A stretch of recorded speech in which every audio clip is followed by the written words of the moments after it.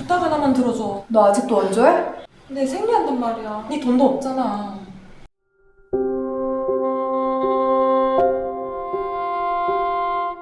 만삭으로 보이는 한 여성. 이 여성은 거동조차 힘들어 보이는데요.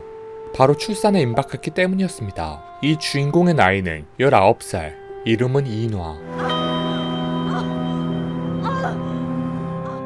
얘 뭐고? 미성년자인데 보호자가 없어요.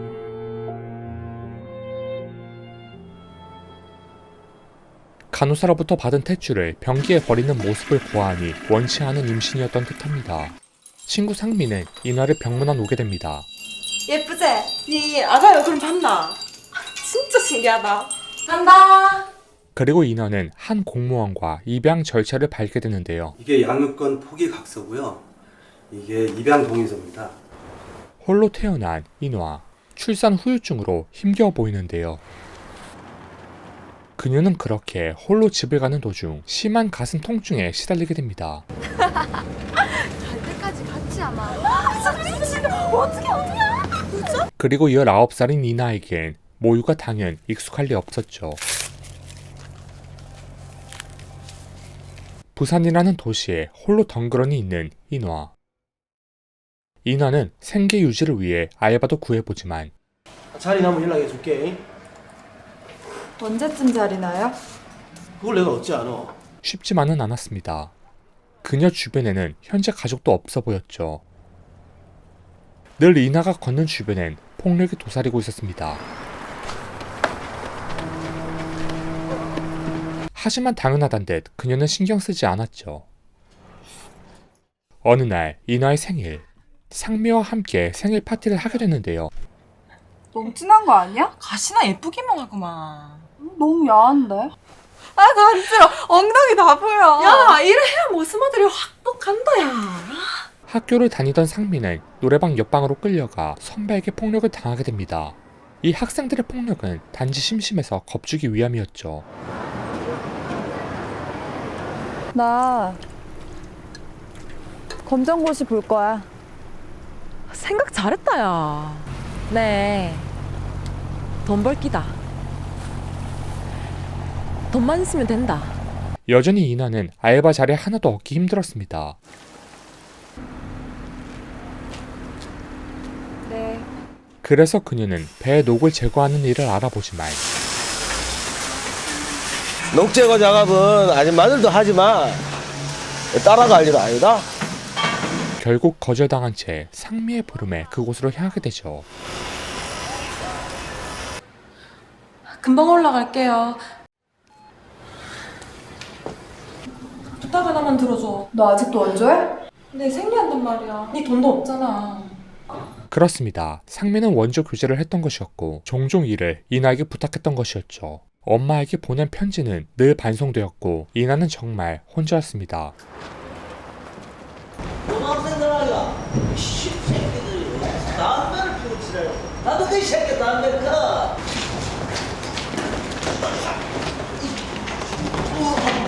그리고 상미는 종종 이나의 집에서도 남성과 관계를 가졌습니다. 그때 문득 보게 된 자신의 아이의 사진. 그렇습니다. 이 아이 또한 원조 교제로 생긴 원치 않은 임신이었죠. 하지만 왠지 모르게 그녀는 자신의 아이가 그리워집니다.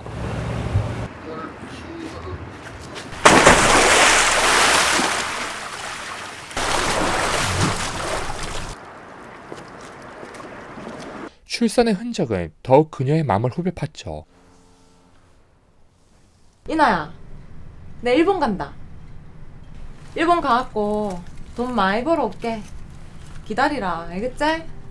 아기 일은 진짜 미안하다. 그날 밤 다시 떠오른 어린 날의 이나의 상처. 자신이 낳은 아이에겐 상처를 줄 수 없겠다고 생각한 이나는 입양 담당 공무원을 찾아가게 되는데요.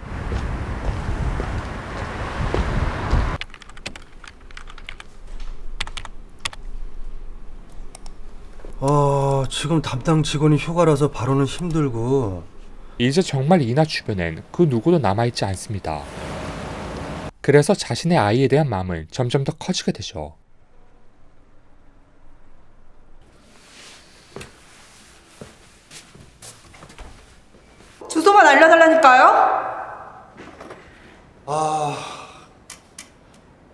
애 데리고 오면 네가 키울 수 있어? 떼쓴다고 일이 해결되냐고. 네 같은 양아치 같은 년들 내가 한두 년 본 줄 알아? 어?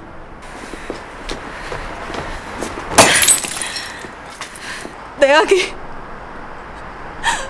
어디 있는 거예요? 과연 이나는 다시 자신의 아이를 데려올 수 있을까요?